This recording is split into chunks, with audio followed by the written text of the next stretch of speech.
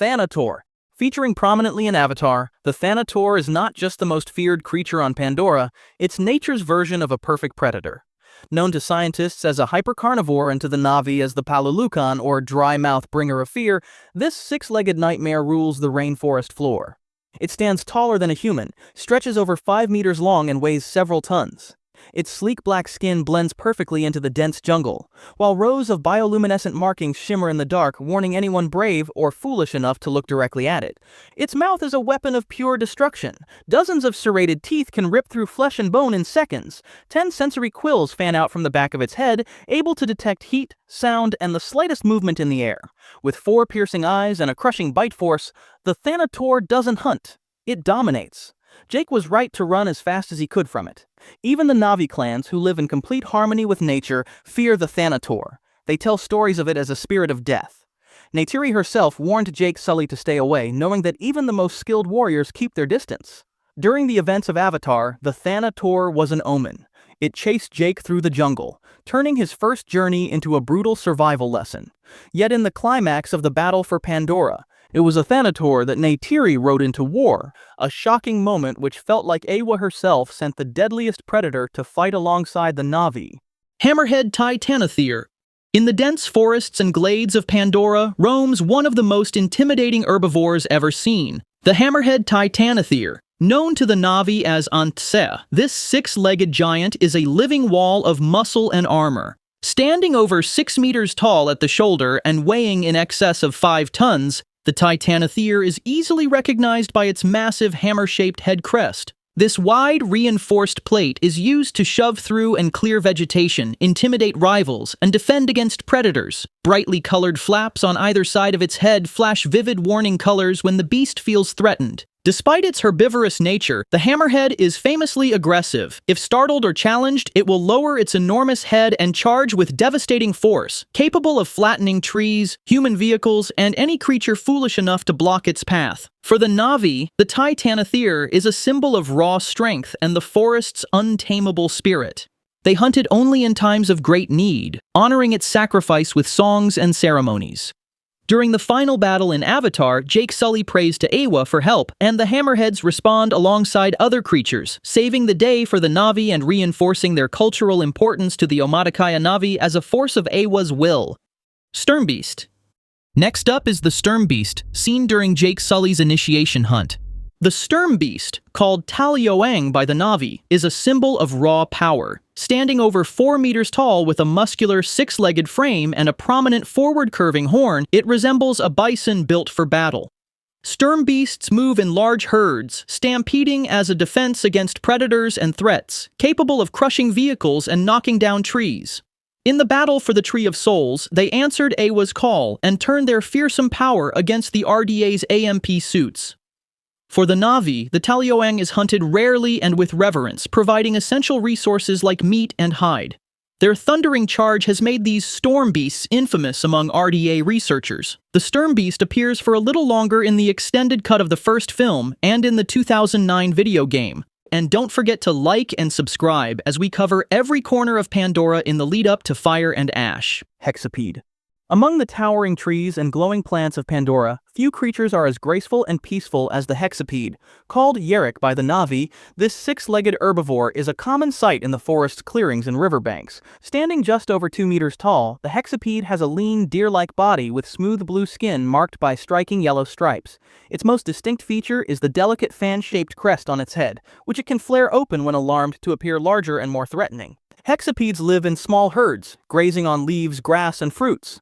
They are cautious by nature, relying on sharp senses and agility to evade predators, primarily Viperwolves and Thanators. When disturbed, their herds scatter quickly, zigzagging through the forest with incredible speed.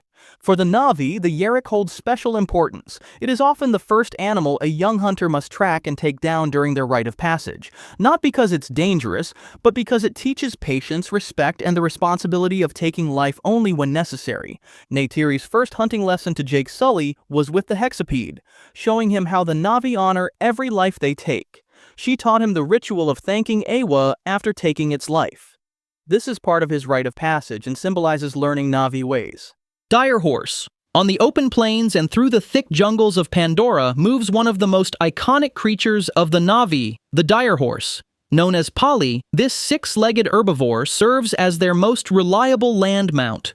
Standing as tall as an elephant and at as much as 6 meters in length, the Direhorse is built for speed. It has a long, elegant frame with a smooth, striped hide. Its 6 legs give it incredible balance and agility, allowing it to sprint across dense forests and weave through tangled underbrush with ease. The Na'vi form Teylu with the Direhorse, creating a deep bond that lets them guide the animal with thought alone. Hunters rely on Direhorses to track prey, clans use them to transport supplies, and warriors ride them into battle. Despite their size, Direhorses are peaceful by nature. They travel in herds, grazing on grass and leaves, but when threatened, they can deliver crushing kicks with their powerful legs or stampede in coordinated bursts of speed. Direhorses play a key role when Neytiri teaches Jake Sully to form Teylu and ride for the first time. Jake's swift success in bonding with and riding a Direhorse is a turning point, symbolizing his growing connection to Na'vi culture. Later, during the final battle, Na'vi warriors are seen charging into combat on Direhorses, highlighting their importance as swift and powerful battle mounts. For the Omaticaya and other forest clans, the Direhorse represents loyalty, strength, and freedom. A quick reminder, for more deep dives into the world of Avatar, don't forget to hit that subscribe button. Viperwolf. When darkness falls over Pandora's jungles, the Viperwolf, known to the Na'vi as Nantang, emerges from the undergrowth. Sleek, fast, and deadly, these 6-legged predators are masters of the night. Viperwolves are about the size of a large dog but built for speed and stealth. Their black hairless skin allows them to blend seamlessly into the shadows, while stripes of faint green bioluminescence ripple along their bodies, pulsing as they move through the brush. Their 2 pairs of sharp, glowing green eyes grant them exceptional vision in the dark. Viperwolves are pack hunters. They communicate with clicks, snarls, and tail signals, coordinating complex attacks on prey much larger than themselves. They are fearless in numbers, capable of taking down creatures as big as Hexapedes, and even confronting much larger threats when provoked. Despite their fearsome nature, the Na'vi respect the Viperwolf for its cunning and teamwork. Omaticaya stories teach young hunters that to understand the Nantang is to understand the forest itself. When a Viperwolf pack goes silent, it's a warning. A greater predator is nearby. In the first Avatar film, Jake Sully is ambushed by a pack of Viperwolves after becoming separated from his group, only surviving thanks to Neytiri, who intervenes by killing 2 of the predators and driving the rest away with fire. Earlier in the film, Neytiri also uses the sudden silence of the forest, including the quieting of Viperwolves, as a warning sign of a greater threat nearby, demonstrating how the Na'vi interpret animal behavior to sense the presence of more dangerous predators like the Thanator. Prolemuris. In the upper rainforest canopy of Pandora lives one of the most agile and playful creatures in the ecosystem, the Prolemuris. Known to the Na'vi as 𝐶𝐸𝐴𝑐, this small, primate-like animal fills the forest with life and movement. About the size of a small monkey, the Prolemuris is seen briefly during Jake Sully's first night alone in the forest. Sensing impending danger before he does, the creature stands out with its unique anatomy. 4 arms split from 2 primary upper limbs, giving it incredible flexibility and control while swinging between branches. It has a slender body, bright blue skin with orange stripes, and a long prehensile tail for balance. The Prolemuris lives in family groups, feeding on fruit, leaves, and insects. With keen eyesight and quick reflexes, it darts through the treetops using gliding membranes to leap short distances between the giant jungle trees. Though harmless to the Na'vi, the 𝐶𝐸𝐴𝑐 is rarely caught. It moves too quickly, vanishing into the foliage at the first sign of danger. For the Na'vi, the Prolemuris is a symbol of joy and freedom. Children imitate its jumps, and its image appears in song chords as a reminder to live with lightness and curiosity. To outsiders, it might seem like a small, insignificant animal, but on Pandora, the Prolemuris is an essential piece of the forest's living web.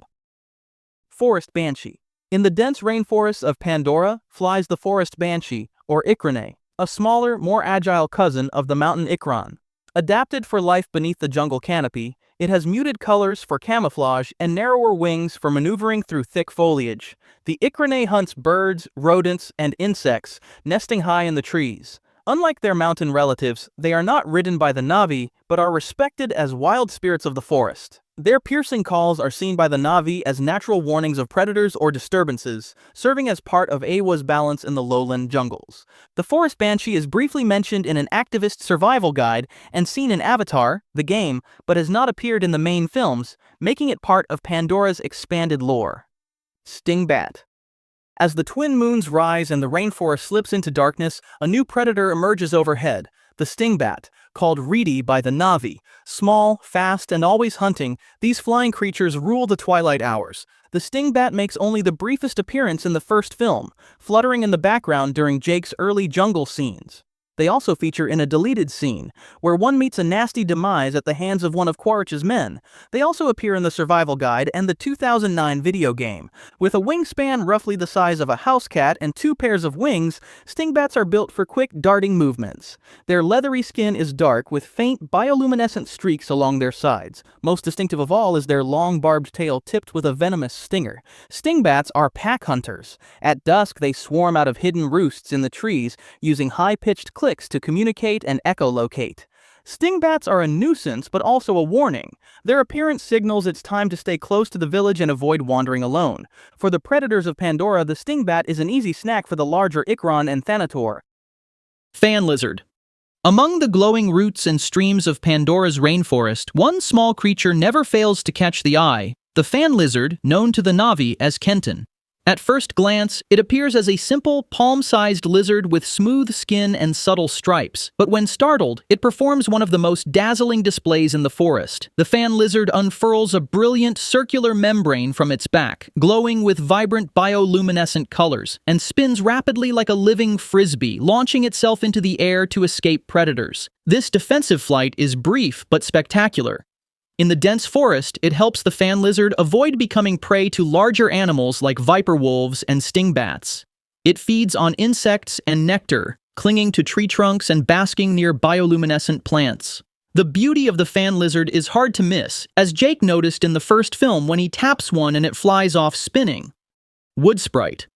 Floating silently through the jungles of Pandora is a creature unlike any other. The Woodsprite, or a 𝐿. Though it appears small and fragile, it holds a power that goes to the very heart of Na'vi culture. A Woodsprite is the seed of the Tree of Souls, the most sacred site to the Na'vi. It looks like a glowing, delicate jellyfish drifting on the air with fine white tendrils trailing beneath it. Bioluminescent and weightless, it glides effortlessly through the forests, often gathering near places where 𝐕𝐝𝐲's presence is strongest. To the Na'vi, the Woodsprite is a pure spirit. It is said to carry the voices of ancestors and to be 𝐕𝐲's messenger. If a Woodsprite chooses to land on you, it is seen as a sign of great importance, marking the individual as chosen or blessed by 𝐕𝐲. Jake Sully's first connection to the Na'vi began with a flock of Woodsprites landing on him. This occurs shortly after a single 𝐿 lands on Neytiri's arrow, convincing her to spare Jake's life. During the most sacred rituals, like the transfer of Jake's consciousness seen at the end of the first film, these glowing seeds gather, symbolizing 𝐕𝐲's guidance and the presence of past generations. Anemonid.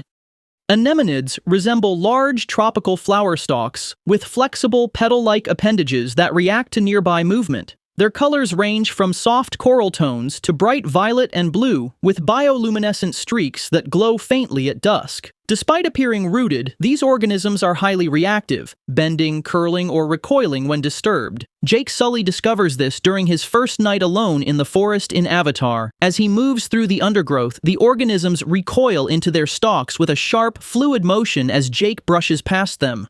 The scene highlights their magneto-nastic sensitivity, likely responding to the metal of his gear and weapon. What sets anemonids apart from ordinary plant life is their unique metal-based nutrition. Instead of absorbing typical minerals like nitrogen or phosphorus, anemonids draw in metal elements from the soil, including trace amounts of unobtainium. This adaptation gives them a rare ability. They respond visibly to magnetic fields.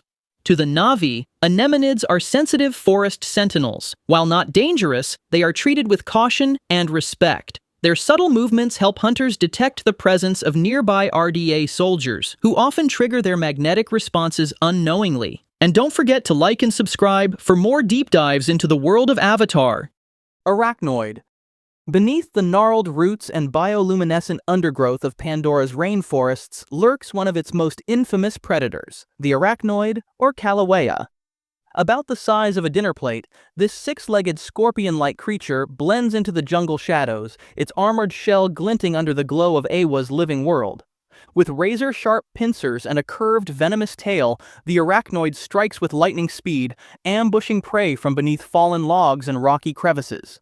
While its venom is feared for the pain it inflicts, the Na'vi revere it in a different way, extracting controlled doses during the sacred Unalteran rites to trigger visions and connect with their ancestors.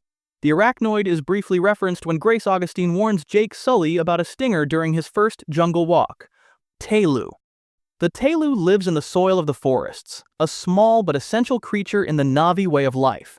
About the length of a Na'vi forearm, the Teylu is a segmented, worm-like invertebrate with a soft body that glows with faint bioluminescence. It burrows through the earth, breaking down decaying vegetation and contributing to the forest's natural cycle of life and renewal. For the Na'vi, the Teylu is more than just part of the ecosystem, it's a prized delicacy. Highly nutritious, with a sweet, nutty flavor when roasted, the Teylu is a staple protein source. 𝐏𝐻𝐻𝐿 children are taught to forage for Teylu at a young age, learning both practical survival skills and respect for 𝐻𝐻𝐻's bounty. Roasting Teylu over open flames is a common practice, especially during communal meals and celebrations, where the juicy insects pop when cooked. The Teylu appears in Avatar during a memorable bonding moment, when Neytiri offers Jake Sully a roasted Teylu, introducing him to Na'vi food and culture. The activist survival guide also details the Teylu's ecological role, highlighting it as a key example of the importance of even the smallest life forms within 𝐻𝐻𝐻's balance. Thanks for joining us on this journey through James Cameron's wonderful world. Don't forget to subscribe to the channel, to hit the like button, and to join us as we continue building out the world before fire and ash.